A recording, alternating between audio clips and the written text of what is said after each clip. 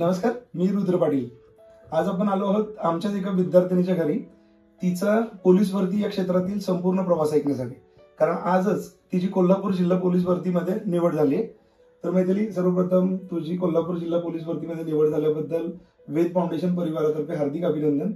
आणि या प्रवासामध्ये तुझ्याबरोबर तुझ्या घरच्यांचे, तुझी आई, तुझे भाऊ या सगळ्यांचं सुद्धा तेवढेच एफर्ट्स आहेत. त्यामुळे वेद फाउंडेशन परिवारातर्फे तुम्हाला सर्वांचं एकदा हार्दिक अभिनंदन. मैथिली, माझ्यासाठी तर तू ओळखीची आहेस, पण जे लोक आज हा व्हिडिओ बघणार आहेत त्यांच्यासाठी तू तुझं थोडक्यात इंट्रोडक्शन देऊ शकशील? नमस्कार, मी मैथिली बाळासाहेब पोवर. आता म्हणून कोल्हापूर पोलीसच. कोल्हापूर पोलीस, छान. कोल्हापूर पोलीस मैथिली बाळासाहेब पोवर असंच म्हणेन. छान छान, व्हेरी गुड.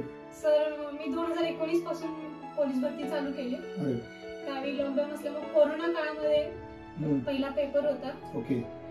त्यामध्ये माझा एवढा अभ्यास असं काही नव्हताच, पण आता अभ्यास आहेच. पण 2019 मध्ये पहिला अभ्यास नसल्यामुळे माझं नाही झालं सिलेक्शन. ओके, म्हणजे त्यावेळी तुम्ही फिजिकलला पण क्वालिफाय केलं? फिजिकल त्यावेळी पेपर होता ना, पहिला अगोदर पेपर होता. पेपरलाच मला 54 पडले. त्यामुळे तुम्ही फिजिकलला गेलाच नाही. ओके. इथं माझं नाही झालं. ओके. आणि 2000 नंतर आता ही मागची मुंबईची पोलीस भरती दिली. ओके. ग्राउंडला 43 पडले.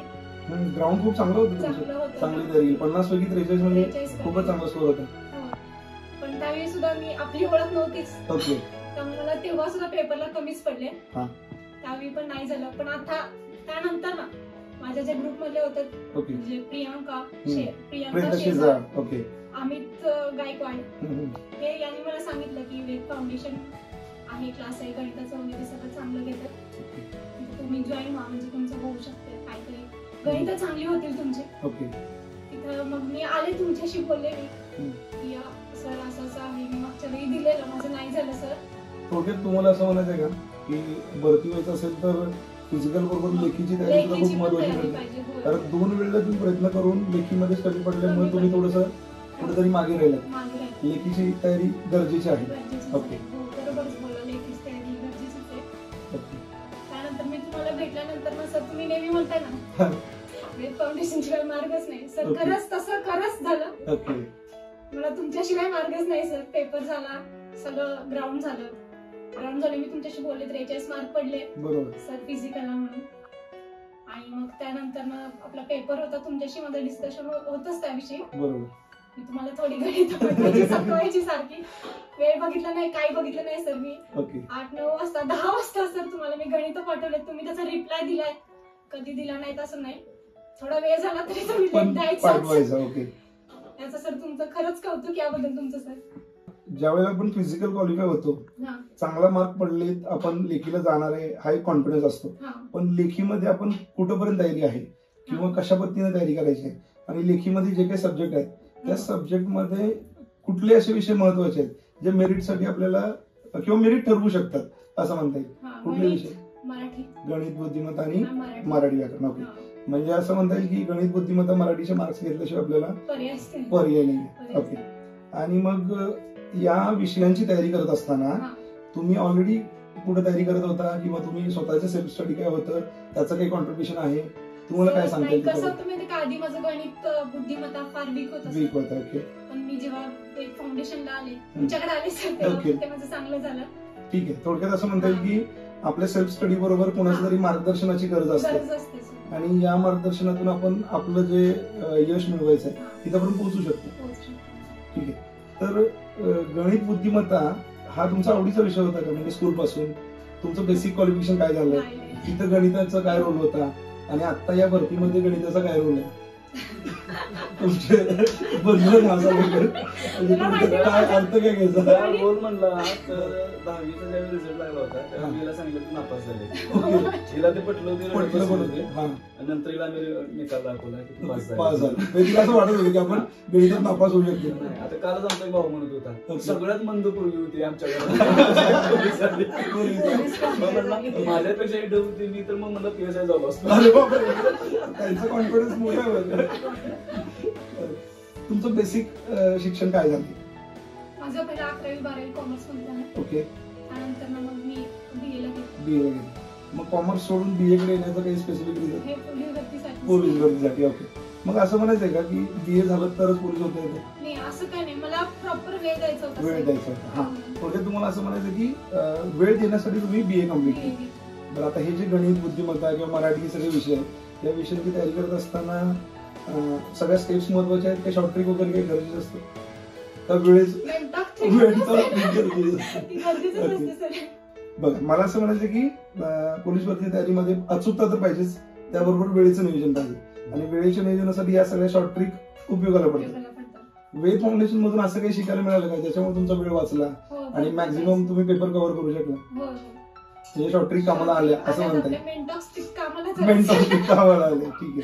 फिजिकलची तयारी करत असताना तुम्हाला ग्राउंड वरती काही अडचणी आल्या का किंवा फिजिकल खूप टफ आहे असं काय आहे का? असं काहीच नाही सर, म्हणजे माझं फिजिकल चांगलं होतं. ओके. पण माझा अभ्यासात वीक होता. ओके, अभ्यासात वीक होतं, ते तयारी केल्यानंतर आपण इम्प्रूव्ह झालो. ओके. आणि फिजिकल चांगलं होतं पण कधी केलं कधी नाही केलं असं करून चालेल का? सातत्य गरजेचं आहे त्याच्यामध्ये? नाही सर, मी तुम्हाला बोलले होते माझ्या पायाला इंजुरी आली होती. ओके. माझं 800 झालं, पाय सर पूर्ण सुजलेलं, मी तुम्हाला दाखवलेलं. हो, त्यावेळी आपलं बोलणं पण झालं. मग ते सर मी असं ठरवलेलं की काय झालं तरी होऊ दे, हे लोक उचलून नेतील लावलं, पण आपण थांबायचं नाही. काय व्हायचं ते होऊ दे, तुम्ही पण मी ठरलेलं काय व्हायचं ते होऊ दे, थांबायचं नाही. आता थांबायचं नाही. बरोबर. थोडक्यात असं म्हणायचं की मैदानात हार नंतर होईल, मनात पहिला होत असते. त्यामुळे तुम्ही मनानं हारला नाही हेच तुमच्या यशाचं गम काही म्हणता येईल. जोपर्यंत तुम्हाला यश मिळत नाही तोपर्यंत थांबायचंच नाही. पायाला इंजुरी होती तरी अशा कंडिशन मध्ये तुम्ही धावलात. थोडक्यात मला असं म्हणायचं की तयारी करत असताना सुद्धा किंवा परीक्षेला गेलेलं असताना सुद्धा आपलं सातत्य खूप महत्वाचं ठरतं. जर आपण सातत्य ठेवलं तर मैदानीमध्ये सुद्धा चांगले गुण मिळवू शकतो, त्याचबरोबर लेखीमध्ये पण चांगले गुण मिळवू शकतो. पोलीस भरतीची फिजिकल तयारी करताय, या सगळ्या गोष्टींमध्ये तुमच्या फॅमिलीचा काय रोल होता किंवा त्यांच्याकडून कशा पद्धतीने सपोर्ट होता किंवा? मम्मीला सांगेन ओके. एकतर मी एवढा असून मला घरी कुठलं काम लावलं नाही. ओके. काहीच नाही सर, मला काही त्रास नाही आणि एवढा सपोर्ट केला सर. म्हणजे पहिलं माझ्या मम्मीची इच्छा नव्हती, माझ्या वडिलांची इच्छा होती मला. ओके. म्हणजे तुम्ही पोलीस व्हायचं का ठरवलं तर ते पप्पांची इच्छा होती. ओके. मग आता पोलीस झाल्यानंतर तुम्ही जी पप्पांची इच्छा पूर्ण केली त्याच्याबद्दल तुमचं काय मत आहे? सर काय सांगू, शब्द नाहीत मला सांगायला, एवढा आनंद होतो आणि आता ते पूर्ण झालंच. पप्पांनी तुमच्यासमोर कधी असं बोलून दाखवलेलं का की तू पोलीस व्हायला पाहिजे म्हणून? काय झालं तुम्ही माहिती काय, माझी सख्खी मावस बहीण, ओके, यांची बहीण ती PSI झालेली. हो. अरे वा. आणि मग त्यांनी इथं बाहेरच फटाकडे वाजवले होते. म्हणजे तुमच्या मावशीची मुलगी ती PSI झाल्यानंतर त्यांनी इकडे आनंद साजरा केला. अरे वा, छान. आपल्या घरचं कोणतरी पोलीस असावं. मग ही असं मला त्यावेळी एवढं नाही माहिती नव्हतं, कळायचं नाही. त्यांच्या बोलण्यात सारखं असायचं की वडिलांची इच्छा होती कोणतं पोलीस. मी ठरवलं 10वी झाल्यावरच आता काय असेल ते काय व्हायचं ते पोलीसच व्हायचं. ठीक आहे. बाबा कधी गेले तुमचे? 2012. त्यावेळी तुम्ही लहान होता, कुठल्या वर्गात होता किंवा काय असं आठवते? 6वी-7वी. तसं बाबांना खूप जवळून बघितलं असं पण नाहीये, खूप लवकर गेले बाबा, पण त्यांच्या इच्छेसाठीचा हा सगळा प्रवास होता असं म्हणता येईल. बाबा नसताना सुद्धा त्यांच्या इच्छेसाठीचा तुमचा जो प्रवास होता म्हणजे खूप खडतर स्ट्रगल हे सगळं करून वडिलांच्या इच्छेसाठी तुम्ही पोस्ट मिळवण्यासाठी जे काही एफर्ट्स घेतले, खरंच मला असं म्हणायचं की तुम्ही जे केलेलं काम आहे ते एका सॅल्यूटला पात्र आहे. वडील नसताना सुद्धा माझ्या आईनं वडिलांप्रमाणे त्यांनी दोन्ही भूमिका पार पडल्या. खरं ना? मी काही मागितलं सर आणि मला कधी मिळालं नाही असं नाही. बरोबर.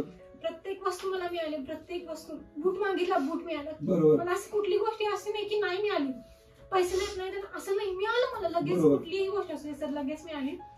आणि ही सगळी माझी आमची फॅमिलीच मोठी आहे सर. मी सगळ्यांनी फॅमिली सपोर्ट चांगला आहे सर, मला नेहमीच चांगला मिळाला. म्हणजे हा मावस भाऊ पण नेहमी सपोर्टिव्ह, सगळं म्हणजे काही जरी लागलं तरी सर त्यांनी सगळ्या गोष्टी पुरवल्या. तेच नाही, एखादा व्यक्ती प्रयत्न करायला लागलाय तर त्याला काही कमी पडेल नको याची काळजी घेणे म्हणजे पण त्यांचे प्रयत्न आहेतच. थोडक्यात हा जो प्रवास आहे तो सगळ्यांचा आहे आणि तुमच्या आईनी तर फक्त आई नाही तर वडिलांची पण भूमिका पार पाडली. तुम्हाला काय बोलायचं तिच्या प्रवासाबद्दल किंवा ती ज्यावेळी तयारी करत होते त्यावेळेचे तुमचे काही अनुभव किंवा ह्या तयारीमधला तिच्या काही गोष्टी आहेत ज्या तुम्हाला बोलायच्या? जे काय करायचं ते मनापासून सगळ्या गोष्टी केलं. हा, म्हणजे थोडक्यात हे आपल्याला का करायचं ते अगोदर ठरणं गरजेचं आहे. आणि मला मैत्रिणीच्या बोलण्यातून एक जाणवलं की सुरुवातीपासून तिचा वाय मजबूत होता. वाय म्हणजे मला हे का करायचं, कारण काय होतं बऱ्याच वेळा तयारी करणारे जे विद्यार्थी आहेत त्यांच्यामध्ये मी का करायला लागलो हेच माहिती नसतं. आता मी मार्गदर्शनाच्या निमित्ताने बऱ्याच विद्यार्थ्यांना भेटतो बरेच विद्यार्थी येतात, विद्यार्थी येतात, मी पोलीस भरती करायला लागलो हे ठरले, पण मी का करायला लागलो हे माहिती नसतं त्यांना. आणि ज्या व्यक्तीला मी का करायला हे माहिती आहे ना, त्याला यश खेचून आणणं सोपं होतं. कारण मैथिलीकडे तो एक वाय मजबूत होता की मला माझ्या वडिलांची इच्छा पूर्ण करायची, किंवा वडिलांच्या इच्छेसाठी मला पोलीस व्हायचं. आणि एकदा आपला वाय माहिती झाला की त्याचा पाठलाग करणं खूप सोपं होतं. थोडक्यात मला असं म्हणायचं की जे लोक स्पर्धा परीक्षा असेल किंवा कुठल्या तरी ध्येयाच्या पाठीमागे धावत आहे, अशा सगळ्याच विद्यार्थ्यांनी किंवा प्रयत्न करणाऱ्या प्रत्येक विद्यार्थ्यांनी आपला वाय शोधावा. आपण जे काही करायला लागलोय ते का करत आहे, त्याचं जर कारण आपल्याला समजलं तर नक्कीच आपल्या यशापर्यंत पोहोचणं आपल्यासाठी खूप सोपं होतं. याचं एक उदाहरण आपल्याला म्हणते की मैथिली भोगट हिनं हे करून दाखवलं. तिचं कारण तिला माहिती होतं की आपल्याला का पोलीस व्हायचं आहे, आणि तिचा पाठलाग तिने शेवटपर्यंत सोडला नाही. जसं की त्याच्यामध्ये लेखीमध्ये यश आलं, अपयश आलं, तर न थकता जिथं कमी पडते तिची तयारी परत करायची. आता निवड झाल्यानंतरचा प्रवास आहे ना, त्याच्याबद्दल काय सांगेल? काल निकालाची गोष्ट तुम्हाला बातमी समजली, त्याच्यानंतर काय घडलं, त्याच्याबद्दल काय बोलत? भारी तर भरपूर वाटलं. हा, खुश झालं, जे करायचं होतं ते केलं, साध्य झालं, याचा आनंद आहे. सर. पण एक मला हे वाटलं की अनोळखी नंबर पण भरपूर आलेत कॉलला, ज्यांचे फोन यायला शुभेच्छा द्यायला. शुभेच्छा द्यायला. ओके, भारी वाटलं सर. आपल्याला असं म्हणतील का हा रिस्पेक्ट सरकारी नोकरी मिळाली म्हणून आहे, पण त्याचबरोबर वर्दीवाली नोकरी मिळाली म्हणून हा रिस्पेक्ट आहे. थोडक्यात काय म्हणायचं आहे की सरकारी नोकरीसाठी प्रयत्न करणारे खूप लोक आहेत, पण त्याचबरोबर वर्दीसाठी प्रेम करणारे किंवा वर्दी पाहिजे याच्यासाठी प्रेम करणारे बरेच लोक आहेत. आणि वर्दीमुळं तुम्हाला नोकरी, एक अर्निंगचं साधन, त्याचबरोबर तुम्हाला वर्दीबरोबर एक रिस्पेक्ट सुद्धा मिळतं. थोडक्यात ते मैथिलीला काल जाणवलं. मला बोलायला आवडेल की आपला पेपर चालू व्हायच्या आधी तुम्ही तिथं आलेला, मी आज गेली असेल, मला बाकीच्यांकडून कळत की तुम्ही सर आला तिथं पेपर संपे करून थांबला, असं कोण थांबत नाही सर. पण मी बाहेर आले, तुम्हाला बघितलं, मला सर एवढं असं छान वाटलं ना सर, काय सांगू, देवासारखं असं तुम्ही दिसलात, मला भारी वाटलं सर. मला माझ्या मनातलं सांगायचं तर सर, मला एवढी मार्क पडतील. मी तुम्हाला बोलले सर, जेव्हा पेपर चेक करीन तेव्हाच मार्क सांगेल. म्हणजे आपण काहीतरी परीक्षेच्या तयारीसाठी गेलोय, तिथे काय करून आलोय हे कोणाला तरी सांगायचंय, ज्याला सांगायचं तो व्यक्ती समोर आहे. आणि तुम्ही आहोतात सर तिथे, त्यामुळे इतकं छान वाटलं. मी आले तिथं, म्हटलं सर असं असं झालंय, तुम्हाला सांगितलं, सगळं भारी वाटलं सर सांगून. रिटर्नला वीक होती, त्यामध्ये फिजिकल वर एकदम जास्त फोकस होता त्यासाठी, आपल्याला इथं कमी पडणार आहे तर इकडे आपण तयारी करायची. पण आम्हाला अपेक्षा नव्हती एवढे मार्क पडतील. नाही, तिथं चांगले मार्क्स आहेत, आणि एवढे नाही तर ती टॉप 10 मध्ये आली. जागा जेवढ्या होत्या ना, टॉप 10 म्हणला मी तिला शेवट पहिला, मी अगोदर म्हणायचं शेवटची 2 नाव आहेत तरी त्यात तुझं नाव असतं, ती म्हणजे शेवटचं 2 नको वेटिंगला लागले काढतात. म्हणजे कोल्हापूरला भरण्यापूर्वी 10 वेळा विचारलं. बरोबर. आणि त्यावेळी माझी ही चर्चा, आपल्याला किती जागा पाहिजे, एक जागा पाहिजे, जागा किती आहे, एवढ्या जागांमध्ये आपलं नाव लागू शकत नाही का? फॉर्म भरणे हे पण एक महत्वाचं डिसिजन आहे. बऱ्याच लोकांचं असतं की चुकीच्या ठिकाणी फॉर्म भरले, तिथं जागा कमी आहे आणि फॉर्म भरले, मग तिथं कॉम्पिटिशन वाढतं. आपली तयारी किती आहे आणि आपण तेवढे मार्क्स मिळवू शकतो का हे बघूनच फॉर्म भरायला लागतं. कारण फॉर्म भरणे पण एक महत्वाचं डिसिजन आहे. आता सोलापूरमध्ये असं झालं की काही कॅटेगरीला कॅन्डिडेट आले नाही, ज्यांनी फॉर्म भरलं त्याचं वन वे सिलेक्शन, कॉम्पिटिशनच नाही, असं काही ठिकाणी आहे. मग जिथं फॉर्म भरले तिथं कॉम्पिटिशन किती आहे, त्या कॉम्पिटिशनला सामोरे जाण्यात आपली तयारी आहे का, हे सगळं कॅल्क्युलेट करून फॉर्म भरणं एक महत्वाचं भाग आहे. 100% तुझे कष्ट कष्ट खूप आहे. अभ्यास करणाऱ्यात आम्ही पण बघतो बऱ्याच वेळा, अभ्यास करणारा जितका महत्वाचा आहे, चालणारा जितका महत्वाचा आहे, तितकाच वाट बरोबर. ती वाट तुम्ही योग्य पद्धतीने तिला दाखवली. म्हणजे आम्ही आमच्या परिवारातर्फे तुमचं सगळ्यात महत्वाचं असं, म्हणजे आम्ही ऍक्च्युली तुमचा आभार मानतोय की तुम्ही तिला चांगला सल्ला दिला किंवा चांगला मार्ग दाखवला. मी बघतोय असं कोण क्लासमध्ये कुठं फॉर्म भर काय म्हणजे एक्झामला जर येणं सोबत किंवा काय करणं, असं कोण इतक्या खोलीपर्यंत जात नाही. फक्त पैसे घेतले, शिकवलं, चला जा, किंवा कोणतर कोणत्या तर क्लासचे उचलून घ्यायचे, आणायचे आणि त्यांचं आपलं सांगायला चालू करायचं. हा माझा विद्यार्थी सगळे पोस्ट करून टाकतात, तेच फोटो 4-4 बोर्डवर दिसतात. म्हणजे असं न करता तुम्ही तर खोलात घुसलाय, हे आमच्यासाठी खूप महत्वाचं काही आहे. आता तुम्ही जे म्हणताय त्याच्यासाठी माझा पाठीमागच्या 8-10 वर्षाचा प्रवास आहे. त्या 8-10 वर्षात विद्यार्थ्यांच्यावर बोलून त्यांना काय हवंय, काय नको आहे, कुठं विद्यार्थी कमी पडतो, त्या सगळ्या अनालिसिस मधून पण मी माझ्या कामाचं शेड्यूल डिसाईड करत असतो. आणि मी वेगळं असं काही केलं नाही असं मला वाटते. फक्त मी काय केलो, तुमच्याकडून जी फी घेतली त्याच्याबरोबर प्रामाणिकपणे काम केलं, हे महत्वाचं. कारण आता काय झालंय, या क्षेत्रामध्ये बऱ्याच ठिकाणी फी घेणे किंवा व्यावसायिकता आली, तर मी माझ्यावरचे संस्कार, माझ्या आई वडिलांनी दिलेलं मार्गदर्शन, त्याच्यामुळे मी व्यवसाय करतोय, पण त्याबरोबर मी माझ्या कामाबरोबर प्रामाणिक राहतो.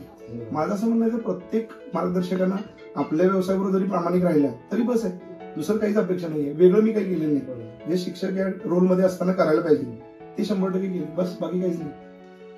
त्यात जास्त असे अतिशय हुशार आणि मग त्यातून जात्र होऊन गेला असं काही नाही का. माझं एक असं मत आहे याबद्दल, जन्मजात कोणच हुशार नसतं बरं. नाही. प्रत्येकानं फक्त जन्मताना श्वास घेऊन आलेला असतो, आणि बाकी जे आहे ना ते आपण कष्ट करून प्रयत्न करून झिजून सातत्यानं मिळवलेलं असतं. तसं तिनं केलं. आपल्याला जे मिळवायचं ना त्यासाठी कष्ट घेतले, एफर्ट्स घेतले, सातत्य ठेवले, आणि सातत्य ठेवलं की जे आपल्या नशिबात नाही तेही खेचून आणता येते. जन्मजात कोणीच हुशार नसतं, कोणीच बुद्धिविद्या घेऊन येत नाही, फक्त श्वास बरोबर असतो आपली. मग हे हिनं जे केलंय ते कुणीतरी केलं नाही म्हणून ते बाहेर पडले. कुणीतरी केलं नाही. सिलेक्शन म्हणजे दुसरं तिसरं काही नाही, तुम्ही इतरांच्या पेक्षा काहीतरी वेगळं केलंय तरच तुम्हाला ते मिळणार. सगळे करायला आपणही तेच केलं तर नाही मिळणार. हे नक्की.